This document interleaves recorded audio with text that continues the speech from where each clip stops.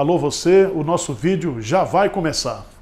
Então, antes de começar, por favor, inscreva-se no nosso canal, curta e também ative o sininho para receber as novidades, tá bom?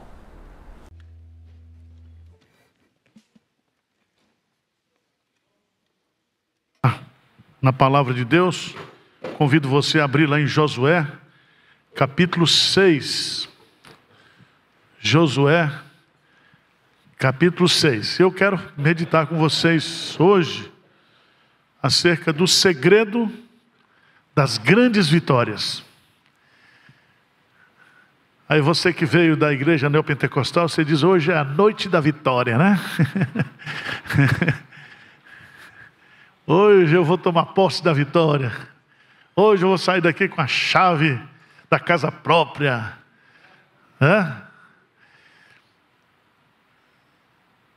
Se existe um termo que está desgastado no nosso meio, é esse termo vitória. Ele é usado assim de uma forma não muito reflexiva, né? E eu quero convidá-lo a meditar sobre esse assunto nesta noite, à luz de um milagre que Deus fez, que foi o milagre da queda dos muros da cidade de Jericó, a cidade fortaleza. A primeira vitória de Israel sob o comando de Josué foi uma grande vitória. E na narrativa desse texto nós podemos aprender algumas verdades preciosíssimas sobre esse assunto. Eu às vezes ficava muito triste porque eu via o pessoal contando uns milagres que não acontecia comigo. E eu ficava meio abatido. Tinha lá no seminário uns irmãos mais assim, mais crentes, né? Eles oravam, estavam sem dinheiro, e vinha um anjo e enviava um envelope debaixo da porta com dinheiro. Né? Eu estava na mesma situação, eu orava e arrumava um serviço. Aparecia alguém me oferecendo um trabalho. Sempre foi na dureza. E aí é uma questão de perspectiva. Vamos ler lá, Josué capítulo 6. Diz assim, ora, Jericó estava rigorosamente fechada por causa dos filhos de Israel. Ninguém saía nem entrava. Então disse o Senhor a Josué, olha, entreguei na tua mão Jericó, o seu rei e os seus valentes. Vós, pois, todos os homens de guerra, rodeareis a cidade, cercando-a. Uma vez assim fareis por 6 dias. 7 sacerdotes levarão 7 trombetas de chifre de carneiro adiante da arca. No 7º dia, rodeareis a cidade 7 vezes, e os sacerdotes tocarão as trombetas. E será que, tocando-se longamente a trombeta de chifre de carneiro, ouvindo vós o sonido dela, todo o povo gritará com grande grita. O muro da cidade cairá abaixo, e o povo subirá nele, cada qual em frente de si. Então Josué, filho de Num, chamou os sacerdotes e disse-lhes, levai a arca da aliança, e 7 sacerdotes levem 7 trombetas de chifre de carneiro adiante da arca do Senhor. E disse ao povo, passai e rodeai a cidade. Quem estiver armado, passe adiante da arca do Senhor. Assim foi que, como Josué dissera ao povo, os 7 sacerdotes com as 7 trombetas de chifre de carneiro diante do Senhor passaram e tocaram as trombetas, e a arca da aliança do Senhor o seguia. Os homens armados iam adiante dos sacerdotes, que tocavam as trombetas. A retaguarda seguia após a arca, e as trombetas soavam continuamente. Porém ao povo ordenaram a Josué, dizendo, não gritareis, nem fareis ouvir a vossa voz, nem sairá palavra alguma da vossa boca, até ao dia em que eu vos diga, gritai, então gritareis. Assim a arca do Senhor rodeou a cidade, contornando-a uma vez, entraram no arraial e ali pernoitaram. Levantando-se Josué de madrugada, os sacerdotes levaram de novo a arca do Senhor. Os 7 sacerdotes que levavam as 7 trombetas de chifre de carneiro diante da arca do Senhor iam tocando continuamente. Os homens armados iam adiante deles, e a retaguarda seguia após a arca do Senhor, enquanto as trombetas soavam continuamente. No segundo dia, rodearam outra vez a cidade e tornaram para o arraial. Assim fizeram por 6 dias. No 7º dia, madrugaram ao subir da alva, e da mesma sorte rodearam a cidade 7 vezes. Somente naquele dia rodearam a cidade 7 vezes. E sucedeu que na 7ª vez, quando os sacerdotes tocavam as trombetas, disse Josué ao povo: gritai, porque o Senhor vos entregou a cidade. Porém a cidade será condenada, ela e tudo quanto nela houver. Somente viverá Raabe, a prostituta, e todos os que estiverem com ela em casa, porquanto escondeu os mensageiros que enviamos. Então somente guardai-vos das coisas condenadas, para que, tendo-as vós condenado, não as tomeis, e assim torneis maldito o arraial de Israel e os confundais. Porém toda prata e ouro, e utensílio de bronze e de ferro, são consagrados ao Senhor. Irão para o seu tesouro. Gritou, pois, o povo, e os sacerdotes tocaram as trombetas. Tendo ouvido o povo o sonido da trombeta e levantando grande grito, ruíram as muralhas, e o povo subiu à cidade, cada qual em frente de si, e a tomaram. Tudo quanto na cidade havia destruíram, totalmente a fio de espada. Tanto homens como mulheres, tanto meninos como ovelhas, também bois, ovelhas e jumentos. Se a gente fosse usar uma homilética mais cômica, a gente poderia dizer que o povo de Israel ganhou no grito. Né? Ganhou no grito. Ganhou porque gritou mais alto. Ganhou porque gritou na hora certa. Mas eu quero chamar a sua preciosa atenção, porque o conceito de ser vitorioso na Bíblia não está relacionado com aquilo que nós fazemos, com a nossa performance espiritual. Então, por exemplo, eu posso pegar esse auditório aqui, se todos vocês são crentes em Cristo Jesus, ninguém aqui é mais vitorioso do que outro. Todos nós somos o quê? Vitoriosos. Amém? Então, ser vitorioso não é uma performance espiritual, não é uma conquista espiritual. Ser vitorioso é estar em Cristo.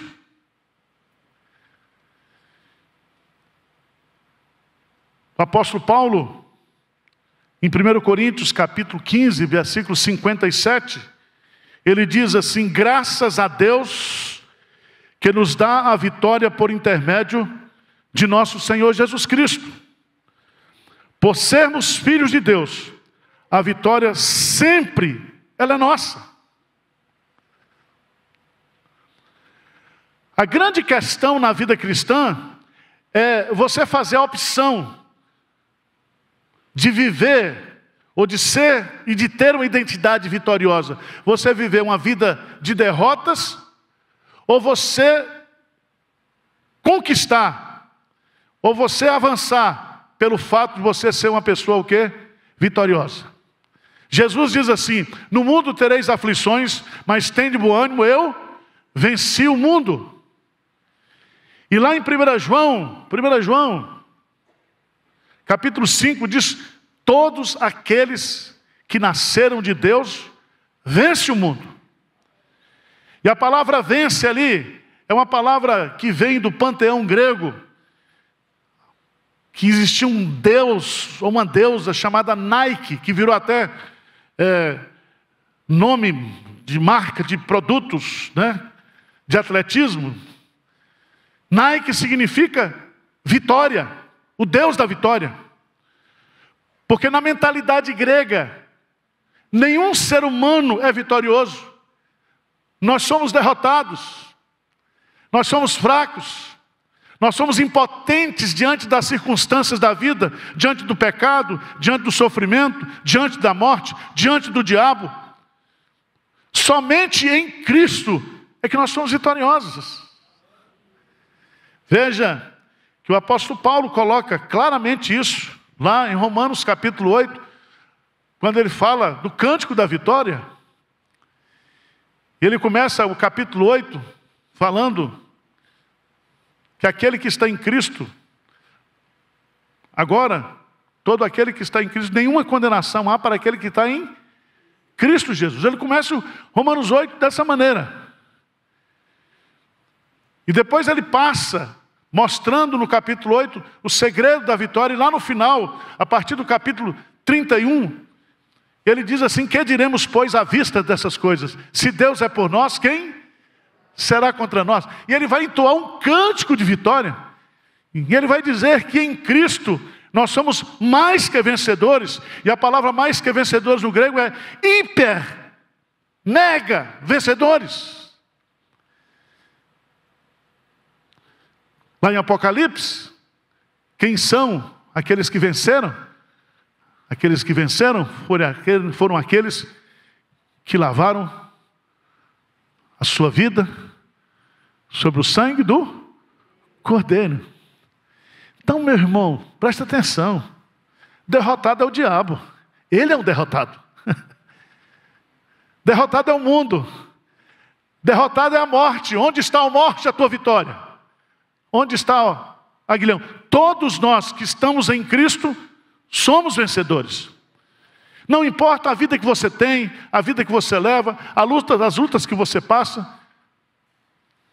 você é um vencedor. Deu para entender? Então eu não preciso fazer campanha da vitória. Não preciso fazer. Você não precisa participar de campanha das 7 semanas da vitória, dos 7 dias da vitória, dos 7 meses da vitória, do mês da vitória, do ano da vitória. Para com isso. Você é um vitorioso. O livro de Josué é um livro de conquistas. É um manual de vitória. O nome Josué significa o Senhor salva, ou Deus é a salvação. Esse livro foi escrito no ano de 1050 a.C. E ele narra justamente a conquista da terra prometida por parte do povo de Deus, sob a liderança de Josué. E a mensagem que esse livro nos traz é que o povo de Deus, ele é um povo vitorioso. E ele, nesta vida, tem grandes vitórias. Grandes vitórias. Você já pensou nisso? Você é um vitorioso. E aqui não é palavra de autoajuda, né? Não é coach, como está na moda agora, né? É a palavra de Deus. E aí, Romanos capítulo 15, versículo 4 diz que esse conceito de vitória, e quando nós estudamos esse conceito no texto bíblico, nós somos cheios, tomados por toda a esperança, por todo o consolo. E talvez você esteja vivendo hoje um tempo difícil. Gigantes estão diante de você. Muralhas estão diante de você. E você, mesmo tendo a identidade de ser um vitorioso, você está se sentindo um pigmeu. Você está se sentindo fraco, impotente. E eu quero apresentar para você, à luz desse texto, alguns princípios que apresentam para mim e para você o segredo para termos grandes vitórias. A primeira delas, que é o ponto básico desse conceito de vitória na Bíblia, é que para termos uma vida vitoriosa, nós precisamos estar conscientes de que toda vitória procede de Deus. Repete comigo. Toda vitória procede de Deus. Esse é o ponto fundamental. Veja aí, por favor, Josué, capítulo 1. Josué, capítulo 1. Versículo 3. O que diz aí? Vamos ler juntos? Todo lugar que pisar a planta do vosso pé, vos tem o quê? Dado. Como eu prometi a Moisés. Eu vou dar a vitória para você, porque eu prometi vitória a você. Veja lá no texto básico que nós lemos, no capítulo 6, no versículo 2. Diz assim, no versículo 2, Josué 6:2. Olha que princípio. Então disse o Senhor a Josué: olha, entreguei na tua mão Jericó, o seu rei e os seus o quê? Valentes. Eu entreguei para você.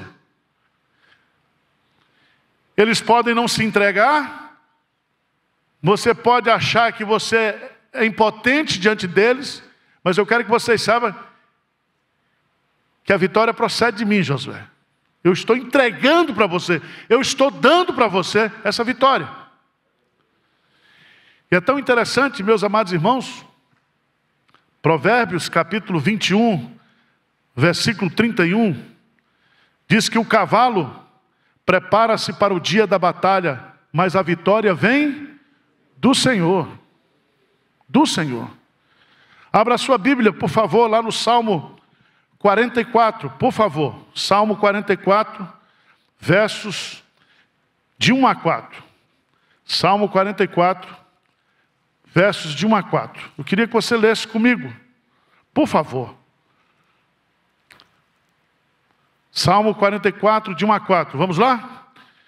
Ouvimos, ó Deus, com os próprios ouvidos, nossos pais nos têm contado o que outrora fizeste em seus dias. Como por tuas próprias mãos desaposaste as nações e os estabelecestes, oprimiste os povos e aos pais deste largueza. Pois não foi por sua espada que possuíram a terra, nem foi o seu braço que lhes deu a vitória, e sim a tua destra e o teu braço, e o fulgor do teu rosto, porque te agradastes dele. Preste atenção, versículo 4. Vamos, pentecostal aí, nos apropriar dessa promessa. O que diz aí? Tu és o meu rei, ó Deus, ordena de Jacó. Preste atenção. Diante do problema que você está hoje, diante da luta que você está passando, você pode dizer para Deus: Deus, tu és o meu rei, tu estás no trono, Deus está no trono de onde procedem todas as decisões, ordena aí o que é a minha vitória, ordena. Vocês estão me entendendo ou não? Toda vitória do crente, toda vitória do povo de Deus, toda vitória da igreja, procede de Deus. Ele é o Senhor da vitória. Ele é o doador da vitória. Ele é quem ordena a vitória. Às vezes tem uns crentes que gostam de ordenar, né? Você já viu isso? Ordenando, crente ordenando: Senhor, eu não aceito essa doença. Eu te ordeno. Não é assim não, irmão. É Deus que ordena. É Deus que ordena. Esse é o primeiro princípio, o princípio basilar desse segredo de ter grandes vitórias. Se você está precisando de vitória, toda vitória que você precisa, que você necessita, como um ser vitorioso em Cristo Jesus, procede de Deus. É Ele que ordena. Mas, em segundo lugar, quais são os pré-requisitos para a gente, como vitoriosos, nós nos apropriarmos dessas vitórias que procedem de Deus? Porque Jericó, se você observar bem, a vitória sobre Jericó não foi uma vitória dos exércitos de Israel, não foi uma vitória de Josué, foi uma vitória que Deus deu a ele, deu ao seu povo. Mas Deus estabeleceu ali alguns pré-requisitos, alguns princípios que ele teria que obedecer para que ele pudesse receber aquela vitória de Deus. Quais são esses pré-requisitos? Eu coloco aqui 4 que eu acho que são fundamentais. A primeira delas, ou o primeiro princípio, é a fé. A fé. Sem fé é o quê? Impossível agradar a Deus. O justo viverá pela fé. Esta é a vitória que vence o mundo, a nossa fé. A nossa fé. Não é fé na fé, é fé em Deus.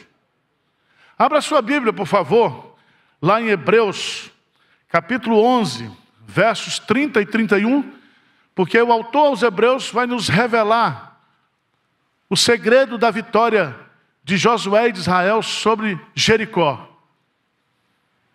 Hebreus, capítulo 11, versos 30 e 31. O que diz aí? Pela fé, ruíram as muralhas de Jericó, depois de rodeadas por 7. Pela fé, Raabe, a meretriz, não foi destruída com os desobedientes, porque acolheu com paz aos espias. Veja aqui, que aqui fala da fé de Israel. E se você observar bem, a estratégia de vitória é no mínimo esquisita, né? Você rodear 7 dias, né? Uma vez só, e no 7º dia você rodear 7 vezes, e no 7º dia, depois de 7 vezes, você grita, e o muro o quê? Cai. Tem que ser louco, ou não? Irmãos, Jericó era uma cidade fortaleza. Era a primeira cidade que precisaria cair por terra para que o povo entrasse na terra prometida. Jericó era conhecida pela sua força, pela sua violência, pela sua braveza. Era uma cidade intransponível, era uma cidade de refúgio. Mas pela fé, as muralhas caíram. Mas pela fé também, aquela mulher que morava em Jericó, ela creu em Deus. E ela foi salva. E essa mulher que morava em Jericó, passou a fazer parte da genealogia de Jesus. Pela fé.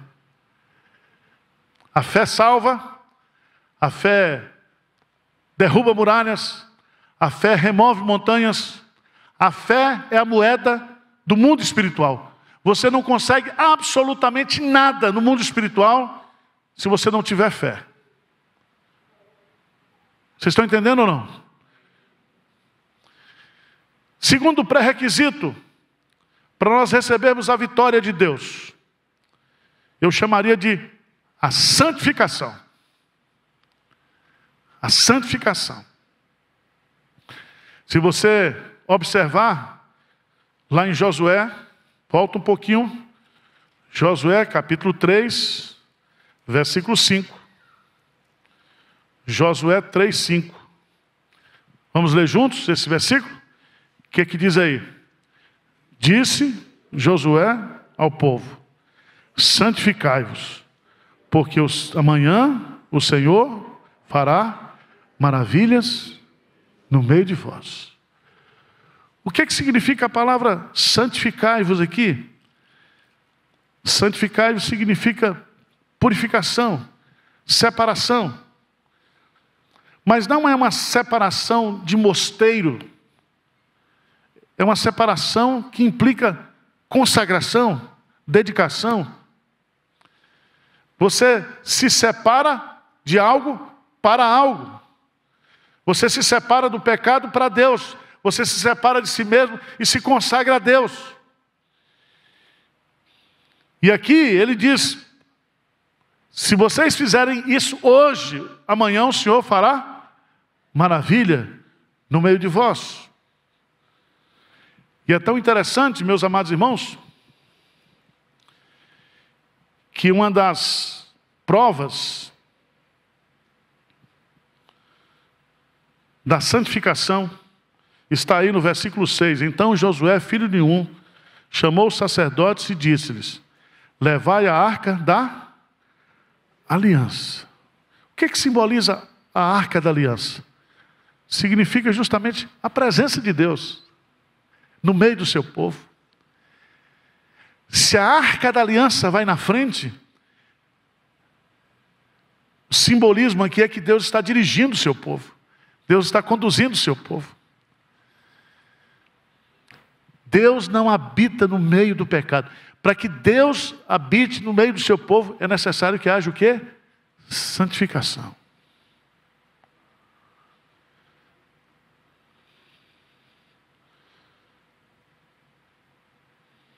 Se você observar, Josué, capítulo 5,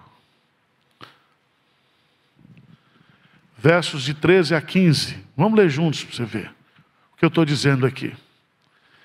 Estando Josué, 5, de 13 a 15. Estando Josué ao pé de Jericó, levantou os olhos e olhou, e eis que se achava em pé diante dele um homem que trazia na mão uma espada nua. Chegou-se Josué a ele e disse-lhe: és tu dos nossos ou dos nossos adversários?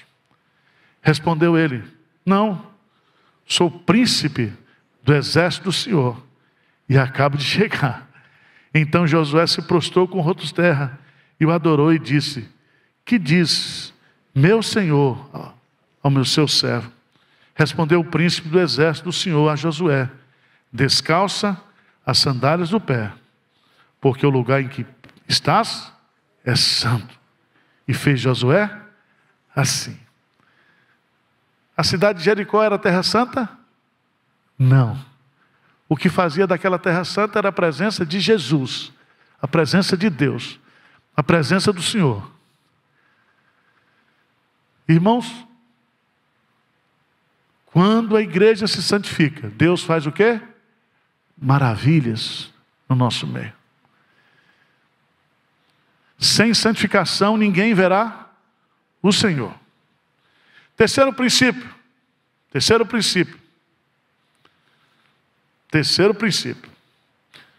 Seguir as estratégias de Deus. Se você observar bem, a obediência é o terceiro pré-requisito para a vitória. Josué, ele obedeceu à risca o que Deus havia dito. Veja no versículo 10, 6:10. Porém ao povo ordenara Josué dizendo: não gritareis, nem fareis ouvir a vossa voz, nem sairá palavra alguma da vossa boca, até ao dia em que eu vos diga: gritai. Então o quê? Gritareis. Pensa num negócio esquisito. Mas era a estratégia de Deus. E Josué ordena ao povo, e o povo obedece. Você já notou que tem umas coisas muito esquisitas na Bíblia, que são paradoxos? Se você quer ser grande, você sirva. Se você quer ser consolado, você o quê? Chore. Você é feliz porque chora. Se você quer ganhar, você tem que perder. Se você quer ser exaltado, você precisa o quê? Se humilhar. Não tem lógica as estratégias de Deus olhando para o mundo. E as estratégias de Deus são diferentes. Por exemplo, você já pensou em Neemias, quando ele foi reconstruir os muros lá de Jerusalém? Ele poderia usar essa estratégia aqui. O que vocês acham? Mas ao invés de derrubar, levantar. O que você acha? Não seria mais fácil? 120 anos os muros caídos, em ruínas. Mas Deus usou outra estratégia. 42 dias o povo construiu. Cada um construiu um pedaço de muro na frente da sua casa. Ninguém gritou, ninguém rodeou, não tinha arca. Era o quê? Trabalho duro. Era uma espada na mão e uma enxada na outra. Dia e noite, trabalhando arduamente. Não teve milagre. Foi no muque, foi no braço. Deu para entender? Deus, assim como Ele converte cada um de nós aqui de uma forma diferente, as estratégias de Deus também são diferentes. Elas não se repetem. Veja a estratégia que Ele usou com Gideão. Veja a estratégia que Ele usou com Davi e Golias. Deus tem estratégias diferentes, mas nós temos que obedecer o quê? As estratégias de Deus. Em quarto e último lugar.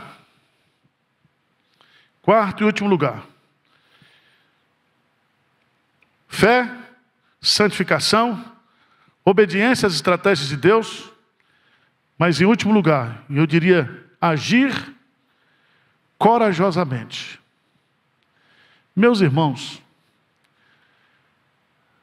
quando Josué assumiu no lugar de Moisés, vocês sabem que aquela geração que saiu do Egito, toda havia morrido no deserto. Eles passaram 40 anos rodando no deserto. Eles não tinham armas. Eles não tinham treinamento de exército, nem de guerrilha. Eram jovens, eram inexperientes. Josué já havia lutado, era o mais experiente. E agora comprou um apartamento da Caixa Econômica, numa boca de fumo, e agora tem que tirar um inquilino. Você já pensou nisso? Tem que ter coragem ou não? Tem que ter coragem. O livro de Josué nos ensina que a conquista da terra prometida era um ato de posse. Todas as vitórias do povo de Deus são posses. Porque a vitória Deus concede, mas eu tenho que entrar na vitória. Eu tenho que tomar posse da vitória. E isso exige o quê? Coragem. Josué capítulo 1, versículo 6, veja lá. Deus diz assim: ser forte e corajoso, porque tu farás este povo herdar a terra que sob juramento prometi dar a seus pais. Crer nas promessas de Deus, crer que Deus vai cumprir, é tranquilo. O negócio é na hora de tomar posse. Andar sobre as águas é fácil. Primeiro foi Jesus que mandou. O difícil é dar o primeiro o quê? Passo. Dar o primeiro passo. É tirar o pé do barco. É tirar o pé daquilo que é estável mesmo na tempestade, para pisar em algo que não obedece às leis. Eu quero chamar a sua preciosa atenção para uma história. Todo mundo conhece a história de Victor Frankl. Foi um judeu que viveu no campo nazista. E ele praticamente perdeu tudo que ele possuía.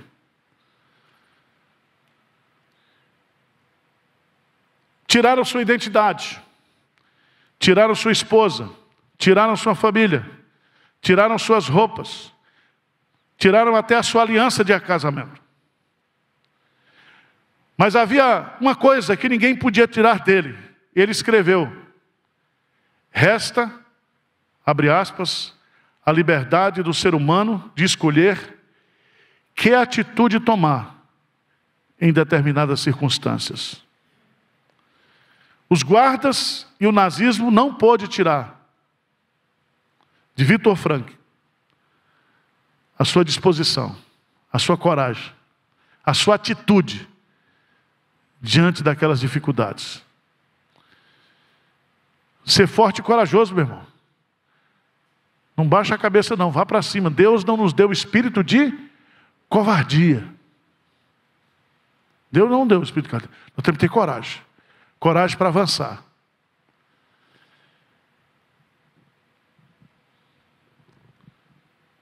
A vitória na Bíblia tem dois lados. Tem um lado divino e o lado humano. Eu tenho plena convicção que o lado divino ele cumpre, ele faz. Mas o lado humano depende de mim e de você. Você é um vitorioso em Cristo Jesus. Deus lhe deu essa identidade. Você é nascido de novo. Qual é a sua atitude diante da vida, diante dos desafios da vida, diante dos projetos de Deus? O segredo das grandes vitórias estão aqui nesse texto. Que Deus os abençoe e que Ele ajude você e a mim a vivermos uma vida de vitória. Amém?